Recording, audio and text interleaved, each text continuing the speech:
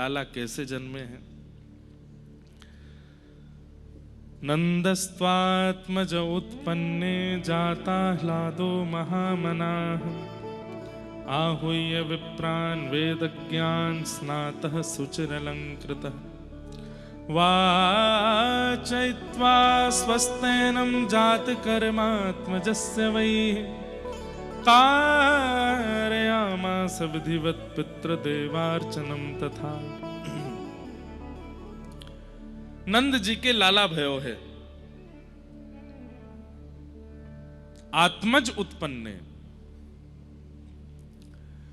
और जैसे ही ठाकुर जी का जन्म हुआ, ब्रजवासी इतने प्रसन्न है गए, सब ने अपने घर के बाहर बंधन बार बांधे हैं, सब ने अपने घर के बाहर कदली वृक्ष बांधे हैं। कदली वृक्ष किसको कहते हैं? केले के पेड़। कहते हैं कि वह मंगल द्योतक होते हैं।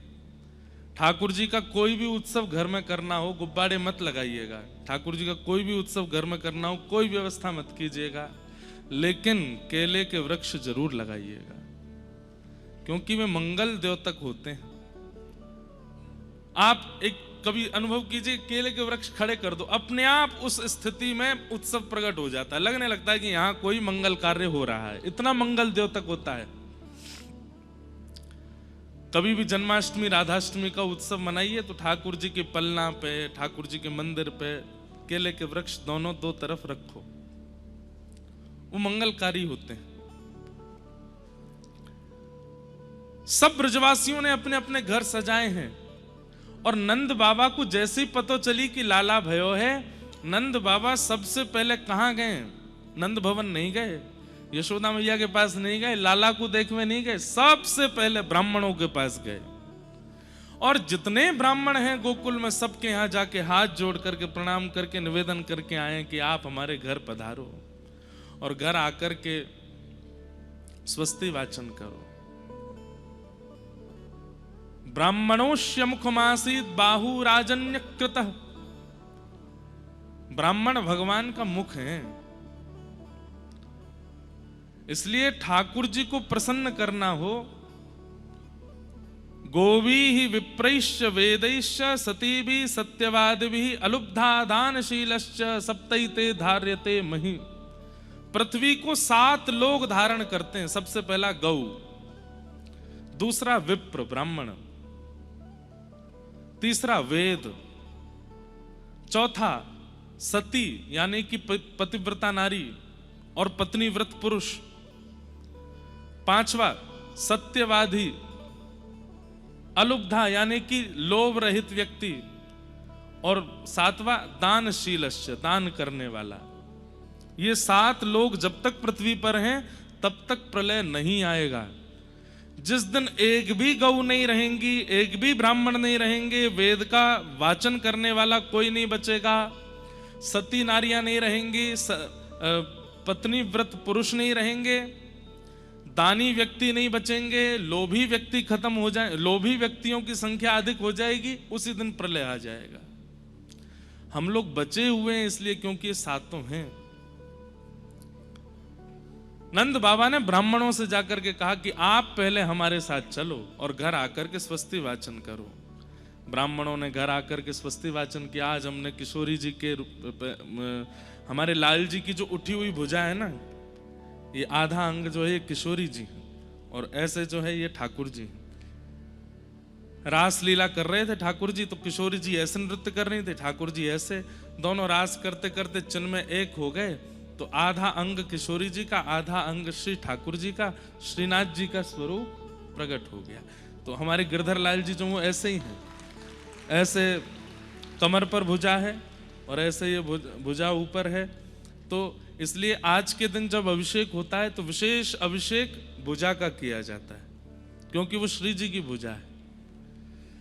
और लाल जी का अभिषेक करने के बाद हमने भी सबसे पहले क्या किया, सब ब्राह्मण आए जितने आ सके, सबसे स्वस्ति वाचन करवाया, सबसे श्री सूक्त का पाठ करवाया, पुरुष सूक्त का पाठ करवाया। उसके बाद लाल जी के चरणों की तुलसी दल सबसे पहली बधाई रूप में सब विप्रों को प्रदान की, और विप्रों ने उसको ग्रहण करने के बाद फिर क्या किया, सब विप्रों ने अपने हाथ में तुलसी और पुष्प लेकर के ठाकुर जी का मंगला शासन किया।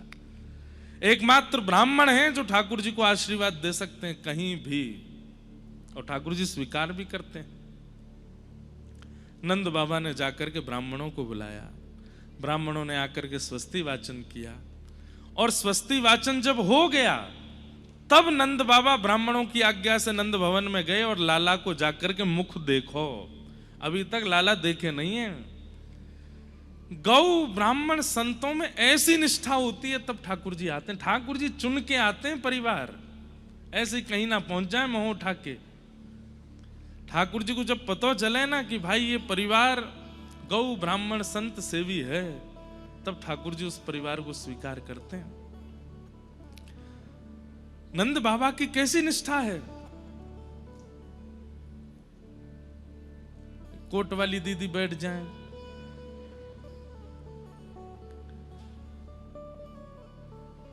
ये निष्ठा है।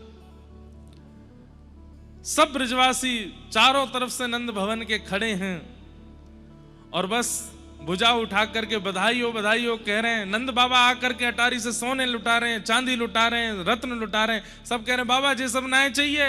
बोले तो अपने लाल को दर्श कराए दो, लाला को मुखमंडल दिखाए दो। यशोदा मैया के पास नंद बाबा गए तो यशोदा मैया बोली मुख तो नहीं दिखाऊंगी, चरण दिखा दूंगी।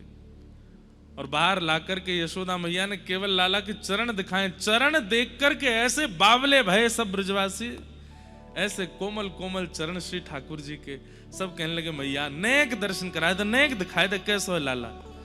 और जैसे ही मुखमंडल को दर्शन करायो, अभी ठाकुर जी 1-2 दिन के हैं बस। और उस समय बुरा नहीं मानिएगा, नवजात बालक जो होता है ना, उसका रूप आता थोड़ी है, सब एक से ही लगते हैं। कभी आप प्रसूति का गृह में जाकर के देखिए, बालक जन्म लेते हैं सब एक से लगते हैं। हाँ, इंडियन अफ्रीकन में तो अंतर आ सकता है थोड़े बहुत रंग का अंतर लगेगा, लेकिन हाथ, नाक, कान, मुंह सब एक जैसे लगते हैं। कोई रूप ऐसा विशेष प्रकट होता नहीं। लेकिन एक दिना के कन्हैया को भी रूप इतनो सुंदर है, इतनो सुंदर है कि जैसे ही यशोदा मैया ने मुख दिखायो, प्रेमाश्रु छलक पड़े ब्रजवासियों के नेत्र में। इतने सुंदर, और दूर से दिख रहे हैं अभी तो।